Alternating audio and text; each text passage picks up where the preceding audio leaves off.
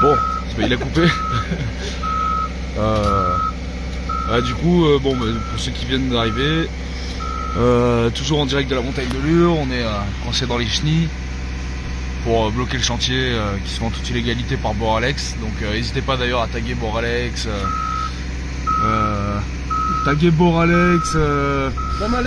reporter, tous là, Extinction Rebellion, dernière rénovation, pour qu'ils soient au courant que voilà, on a besoin de monde, on a besoin de relais pour bloquer le chantier. Là on a bloqué une machine puisque bon, on est 2 bloqueurs là ce matin, bon, avec du monde qui est venu en soutien mais qui a pas réussi à passer. Et nous on a fait un 100 mètres haie. Il m'a cassé mon bâton, regarde. Putain. Et du coup, voilà, on est sur place, on va rester un maximum.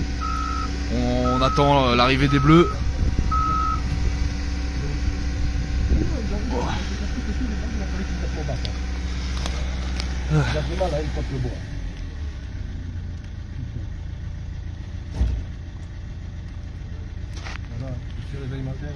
Donc ouais, il y a un projet de 1000 hectares de panneaux solaires ici à la montagne de Lure. Du coup ils veulent clairement défigurer la montagne pour mettre des lignes à 400 volts et revendre l'énergie. Attendez, je vais te poser là. Pour revendre l'énergie à l'Europe.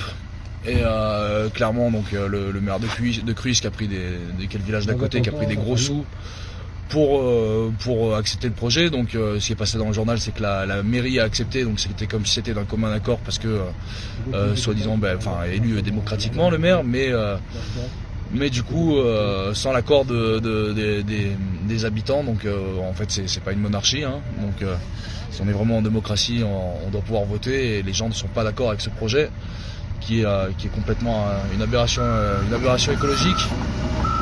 Donc voilà, vous pouvez avoir plus d'infos sur le site amilure.org, amilure.org. Comme ça vous avez une petite carte dessus aussi avec tous les points, tous les petits points qui sont tous les différents projets qu'il y aura sur la montagne.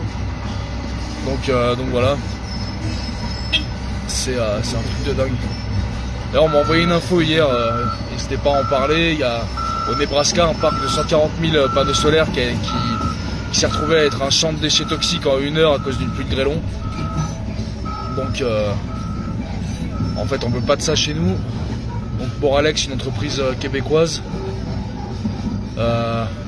avec là sur le chantier des travailleurs africains sous-payés, avec une entreprise de sécurité des pays de l'Est. Et en fait on a juste le maire qui a passé un accord avec le préfet, qui lui est non élu, on le rappelle, qui est placé par le président mais qui est non élu démocratiquement, et le procureur qui est complice de tout ça, étant donné que il a choisi de poursuivre en justice Sylvie Elzéar, 2 femmes, 2 gardiennes qui luttent depuis un moment avec le collectif Elzéar pour la défense de la montagne de Lure en bloquant les machines, tout ça. Donc voilà, elles ont eu le procès là, je crois que c'est la semaine dernière, le 14. Du coup on a été les soutenir devant, et là c'est notre devoir de prendre un petit peu le relais pour leur apporter notre soutien et diffuser un petit peu le mode d'action pour arrêter tout ça. Chantier qui est, je le rappelle, en toute illégalité, parce que il y a un référé qui a été déposé par rapport aux lézards osselets, espèces protégées, et différents reptiliens qui dorment sous toutes les pierres, et du coup c'est clairement un massacre avec ces énormes machines qui sont en train de retourner toute la montagne. Bon là, compliqué de vous montrer les images parce que bon, on est un peu statique, mais voilà, au cœur de l'action.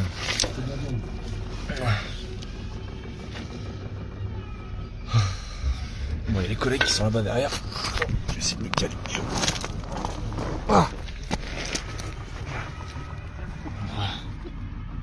On a les collègues qui sont là-bas.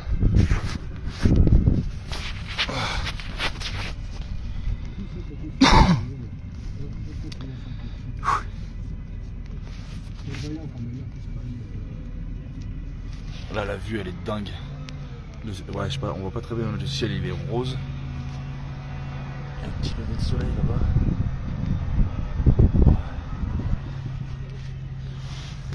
Oh, c'est un squelette. Ah. sacre bleu. Bon, je vais aller en direct parce